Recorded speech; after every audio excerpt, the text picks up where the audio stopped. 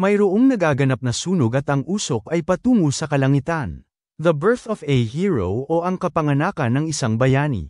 Ang kapanganakan ng isang bayani ay isang nobela tungkol sa isang batang lalaki na naglakbay sa ibang dimensyon. Ang kapanganakan ng hindi mabilang na bayani at ang sagupaan sa pagitan nila. At dito ang mga bahay ay tinutupok ng apoy at maging ang mga kagamitan sa pagdadala ng mga gamit ay nawasak at sa di kalayuan ay nasusunog rin ang windmill. Pagkatapos makatakas sa madilim na kagubatan, si Choi Han ay ang pangunahing bida sa kwento ng nobela. At nakasalamuhan ni Choi Han ang mga taong napalapit sa kanyang puso.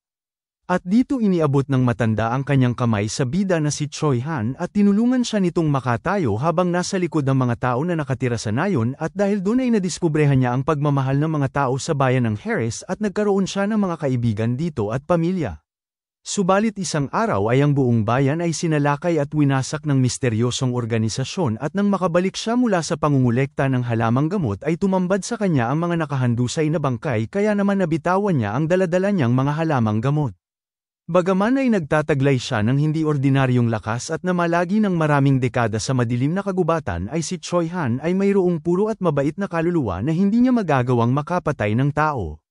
Subalit noong mga oras na yun ay ang bayan ng Harris ay winasak at pinaslang ang kanyang mga kaibigan at tinuturing pamilya at dahil dun ay nagawa niya ang una niyang pagpatay.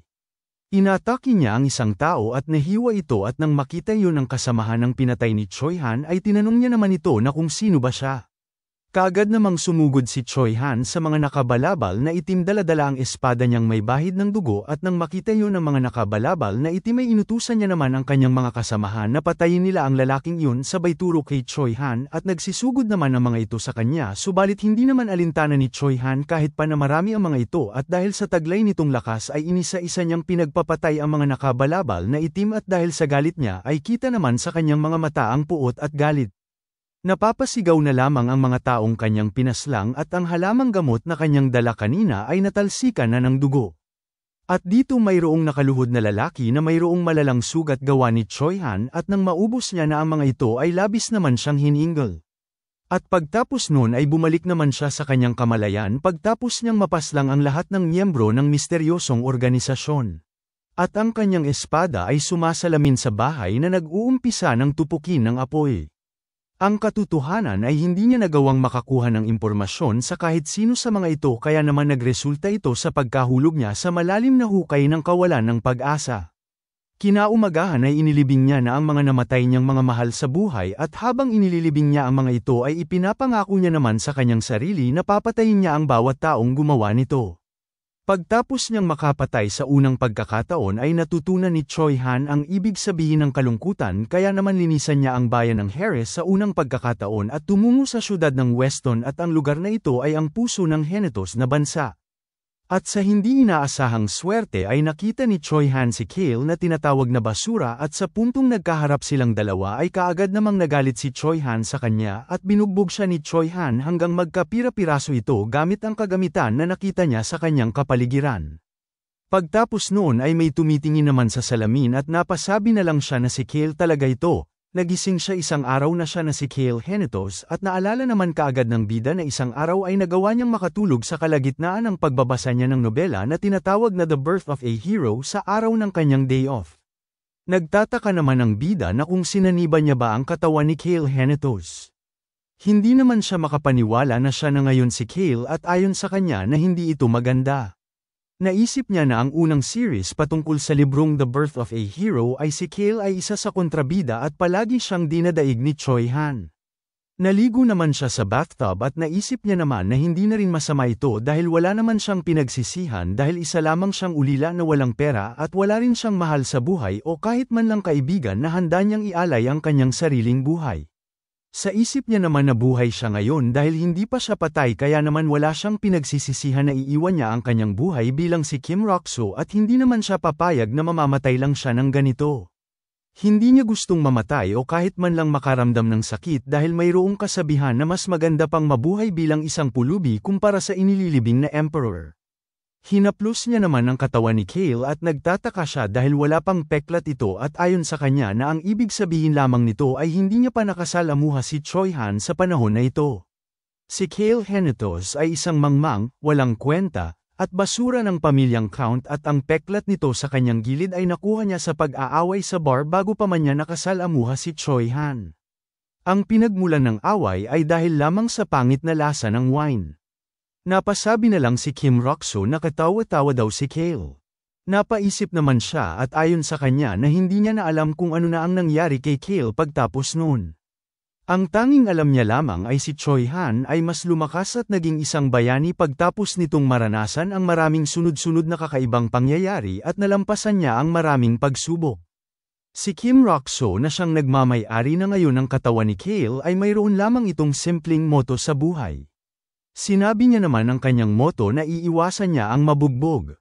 Habang papaalis siya sa bathtub ay napagdesisyonan niya naman na lalaktawan niya na muna ang parteng yun at pagalawin niya ang istorya dahil gusto niyang mabuhay ng matagal, maganda ang pangangatawan at masaya at walang ganap sa buhay.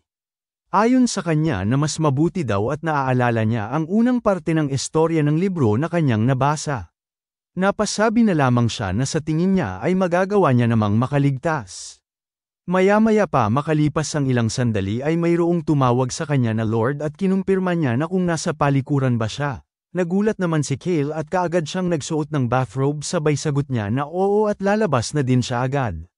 Pagkalabas niya ay inalok ng matanda sa kanya na ito na ang kanyang tubig at tinawag niyang Lord si Cale. Kilala naman ni Cale kung sino ito at ito ay si Ron, isang dating assassin mula sa silangang kontinente na pumunta dito sa pamamagitan ng barko. Tiningnan niya naman ito at ayon sa kanya na parang mabait lamang kung kumilos ito ngunit walang nakakaalam kung ano ba ang kanyang iniisip.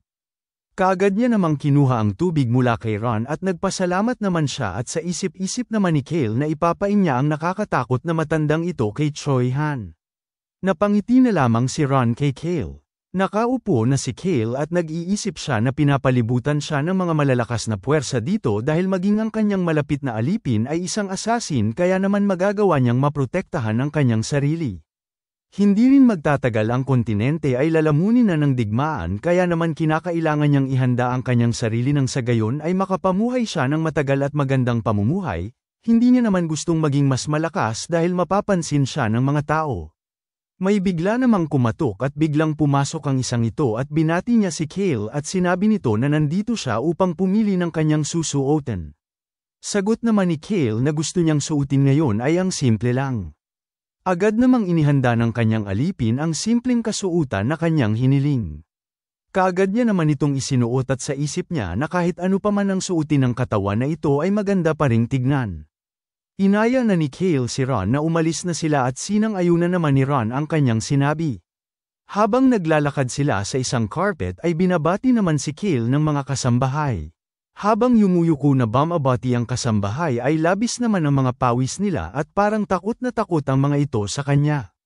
Pagkakita ni Cale ng mga nanginginig na kasambahay ay labis naman ang kanyang pagtataka kung bakit ba takot na takot ang mga ito sa kanya. Habang naglalakad sila ay sa isip niya naman na nasisigurado niya naman na si Cale ay nagbasag ng iilan na mga bagay dito kapag siya ay lasing ngunit wala naman siyang sinaktan kahit ni isa dahil si Cale daw ay isang mangmang na lasinggero kaya naman kilala siya bilang isang basura. Napabuntong hininga na lamang siya dahil gusto niya lamang na mapag-isa. Nang nasa pintuan na sila ay sinabi naman ni Ron na siya na ang bubukas ng pinto para sa kanya at mag-enjoy siya sa kanyang almusal.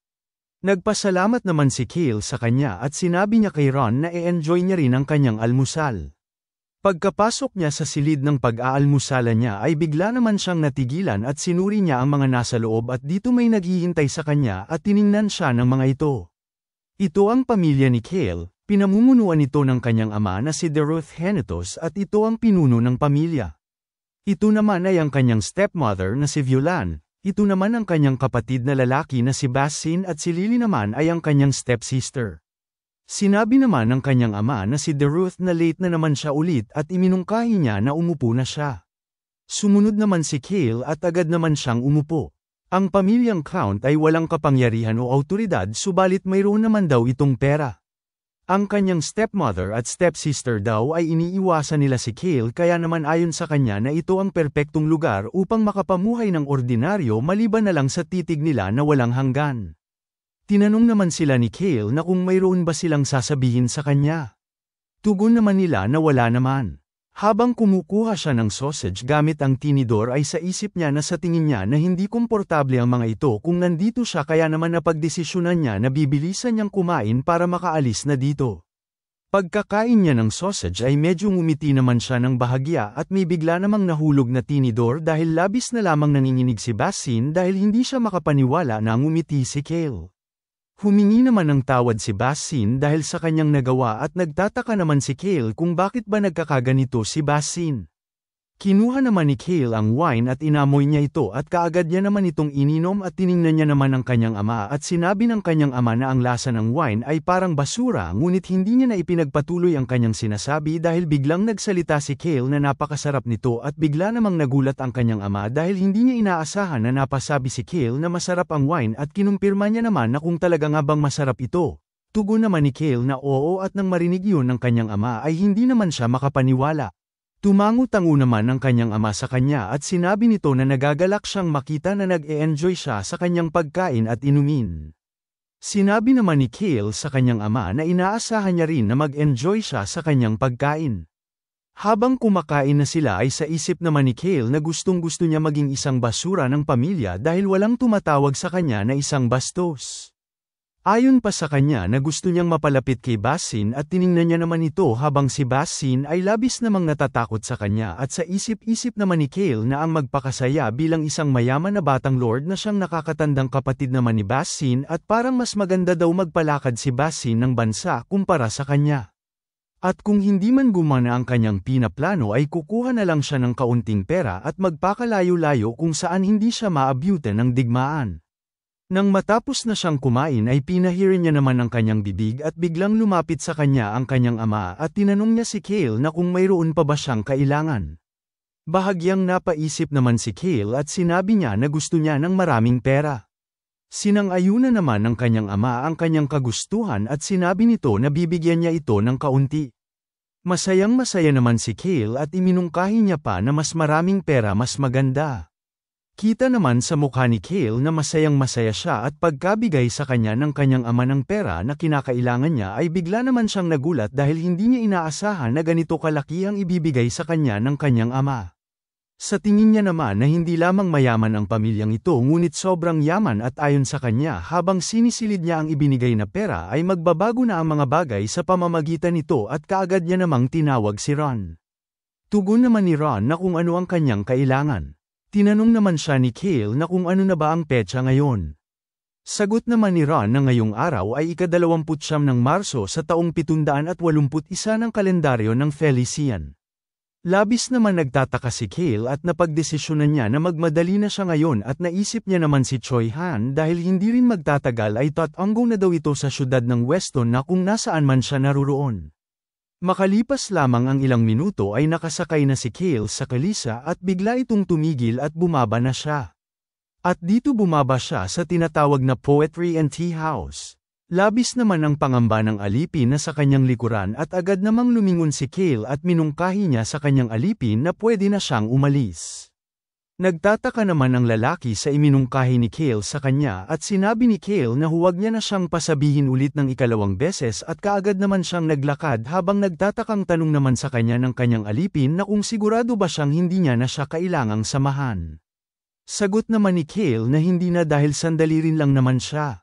Pagkapasok niya sa silid ay nag-uusap ang mga customer at habang nag-uusap sila ay napansin naman ng isang ito si Kale na papasok sa silid at nang makita nila si Kale na papasok sa silid ay nagsitahimik naman silang lahat at napansin naman ni Kale ang isang ito at sa isip niya parang siya ang may-ari ng lugar na ito. Nang mapansin ng may-ari si Kale ay bigla niya namang ibinaba ang libro na kanyang hawak at bigla niyang binati si Kale. Kilala naman ni Kale ito at ang taong ito ay si Billows, isang hindi lehitimong anak ng isang mayaman na pamilya. Maya-maya pa makalipas ang ilang sandali ay kinausap na ni Kale ang may-ari na si Billows at habang tinitingnan niya si Billows ay para daw itong piggy bank. Inilapag niya naman ang gintong barya sa mesa sabay sabi niya na ang ikatlong palapag ay para lamang sa kanya at inutusan niya itong dalhan niya siya ng tsaa na walang pampalasang maasim. Sinuri naman ni Kale ang paligid at tinanong niya si Billows na kung mayroon ba ditong mga nobela o mga libro lang ng mga tula. Sagot naman ni Billows na mayroon din silang nobela at marami siyang pagpipilian.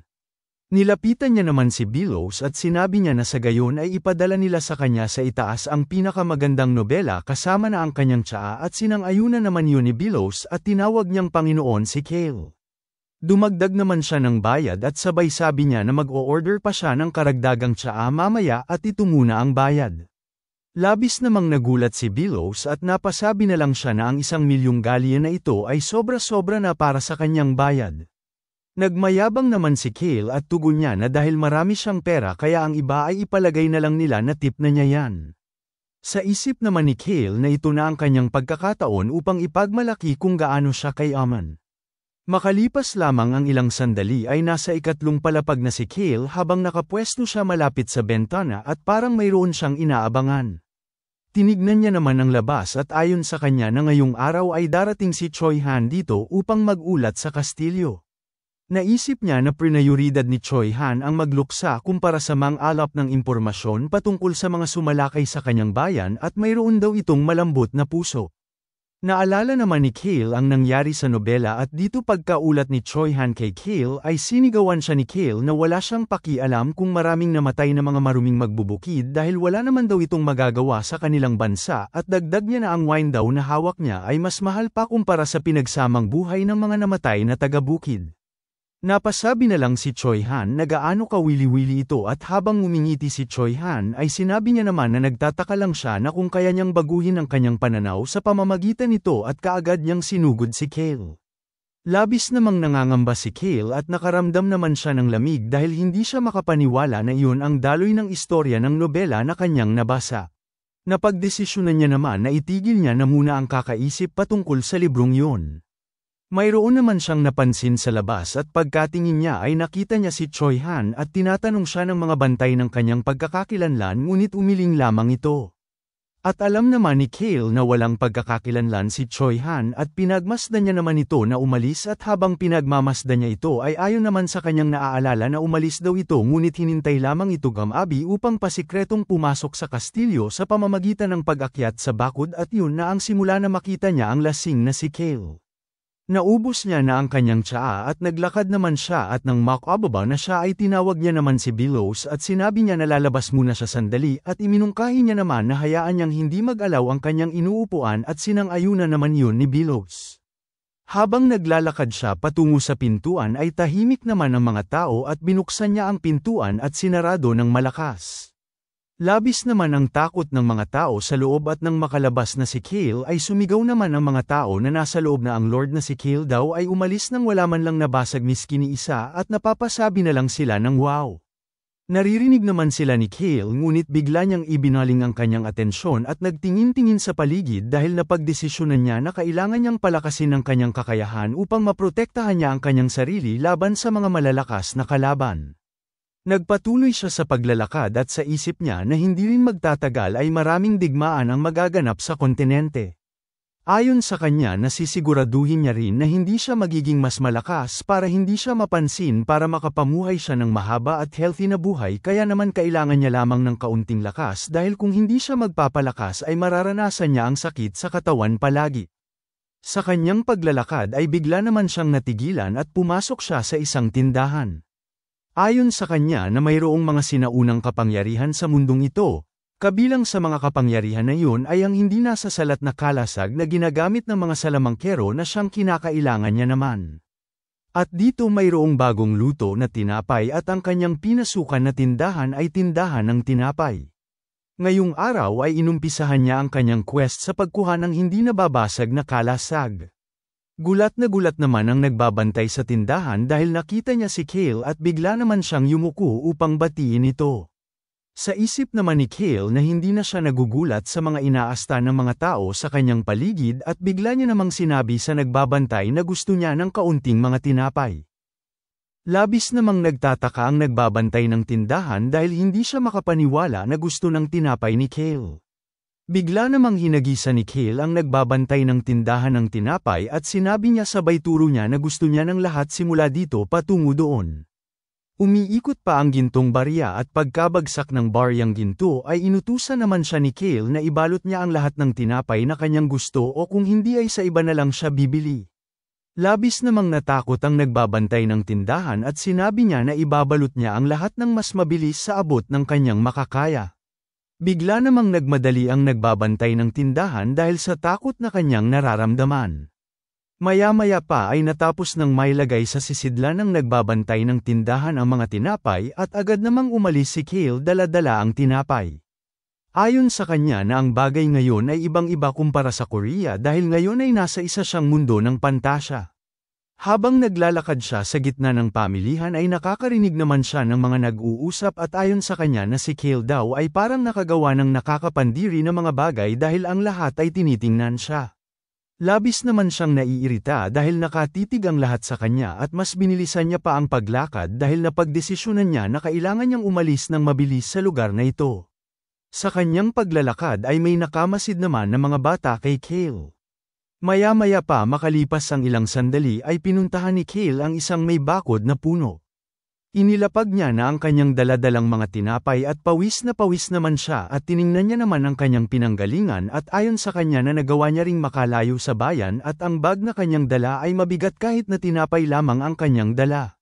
Nakita niya naman ang kahoy na pintuan at itinulak niya naman ito kaagad. Pagkatulak niya ay bahagyang nawasak naman ito at pumasok naman siya kaagad at habang sinusuri niya ang paligid ay napatanong naman siya na kung ilang taon na ba ang lugar na ito. Tiningnan niya naman ang malaking puno na nasa kanyang harapan at ayon sa kanya na ang punong ito ay siglo na ang gulang nito. Habang pinagmamasdan niya ang puno ay may napasigaw naman na huwag siyang pupunta malapit sa puno at narinig naman ni Kale na mga bata ang sumigaw sa kanya. Sinabi naman ng mga batang nakasunod kanina sa kanya na umatras siya sa puno dahil kakainin siya nito. Ang punong ito ay tinawag na flesh-eating tree o kumakain ng karne ang punong ito. Ayon sa usap-usapan na ang mga tao daw na nagbibigti sa punong ito ay naagnas sa isang gabi lamang. Napangiti na lamang si Kale dahil ito na ang hinahanap niyang puno. Matagal na ang nakalipas ay mayroong nabuhay na babae na pinagsisilbihan ng mga Diyos ngunit siya ay nahuhumaling sa pagkain kaya naman sinipa siya palabas sa templo at ang lugar na kung saan siya namatay ay mayroon tumubong punong kahoy.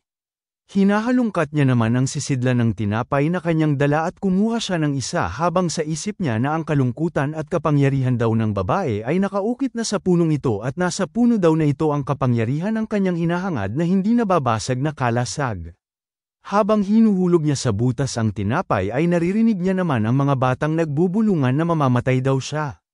Napahawak naman siya sa kanyang mukha dahil mayroon daw palaging mga tao ang pinapakialaman ang mga ginagawa ng ibang tao. Inutusan naman siya ng mga bata na umalis na siya sa punong yan, napagdesisyonan niya naman na kailangan niya munang paalisin ang mga batang ito. Linapitan niya naman kaagad ang mga bata kaya naman napaurong ang mga bata sa takot sa kanya at sinabi naman ng batang Gray ang buhok na ang puno daw na yan ay kumakain ng mga tao at mamamatay daw siya kapag lumapit siya dito. Hinagisa naman sila ni Kale ng 2 bag ng tinapay sabay sabi niya na magiging ayos lang siya at minungkahi niya naman sa mga bata na umalis na lamang sila. Dali-dali namang pinulot ng batang pula ang buhok ang tinapay na inihagis ni Kale habang ang isang bata naman ay nag-aalala pa rin kay Kale at sinasabi nito ng paulit-ulit na delikado ang puno dahil pumapatay ito ng mga tao. Tiningnan naman sila ni Kale ng mabangis at tinanong niya ang mga bata na kung hindi ba nila siya kilala na siya si Kale na isang basura na mangmang. Dahil sa mga tingin ni Kale sa kanila ay inaya naman ng pulang buhok ang kanyang kasama na umalis na sila at sinang-ayunan naman yun ng isa. Habang papaalis silang dalawa ay napalingon na lang ang batang babaeng ito kay Kale at sinabi niya na umaasa siyang hindi siya mamamatay. Nang makaalis na nga ang mga bata ay nagdesisyon naman si Kale na susubukan niya muli at agad niya namang inilagay sa butas ang tinapay at bigla naman itong hinigop ng butas at muntikan na ring mahigop ang kanyang kamay kasama ng tinapay. Ang kalasag na kanyang inaasam ay gawa sa kapangyarihan ng mga naiwan ng mga nagugutom na namatay dito. Napangiti na lamang siya dahil isa itong sinaunang kapangyarihan. Sa isip niya habang pinagmamasdan ang butas na ang magkaroon ng ganitong klaseng kagamitan ay napakadaling magamit. Ayon sa kanyang nabasa na kailangan pakainin ang butas hanggang sa mawala ang anino dahil ang kadiliman ay kumakatawan sa kalungkutan ng patay at ang ilaw daw ay lalabas kapag ang kadiliman ay nawala. Hinawakan niya naman ang sisidla ng tinapay at ayon sa kanya na kung makakakuha siya ng liwanag ay ang hindi nababasag na kalasag ay mapapasaka niya at bigla niya naman ibinuhos ang napakaraming tinapay sa butas sabay sabi niya pa na kainin niya ang lahat ng ito. Maya-maya pa ay naubos na ng butas ang napakaraming tinapay na kanyang ibinuhos ngunit tahimik lamang ang butas. Tumayo na si Kale at tinignan niya ang puno at napasabi na lang siya na sa tingin niya naman ay 10 bag pa ng mga pagkain ang kanyang dadalhin dahil parang hindi pa sapat ito sa puno. Bigla naman siyang nagulat dahil mayroon siyang narinig na sumipol mula sa butas at napasabi na lang siya sa butas na sa tingin niya ay nakakaramdam ng malalim na hinanakit ito. Gumawa naman ng tunog ang puno na tila ba ay naiintindihan nito ang sinabi ni Kale at bago umalis si Kale ay sinabi niya naman sa puno na babalik siya bukas. Habang naglalakad pa uwi si Kale ay nadaanan niya naman ang 2 bata na kumakain ng tinapay na kanyang ibinigay sa kanila kanina. Habang pinagmamasdan sila ni Kale nasa isip niya na takot daw ang mga ito na lumapit sa puno subalit napatanong naman siya sa kanyang isipan na kung susubukan nilang tignan ang butas at kung kakainin sila nito kaya naman napakasama kung mangyayari nga iyon.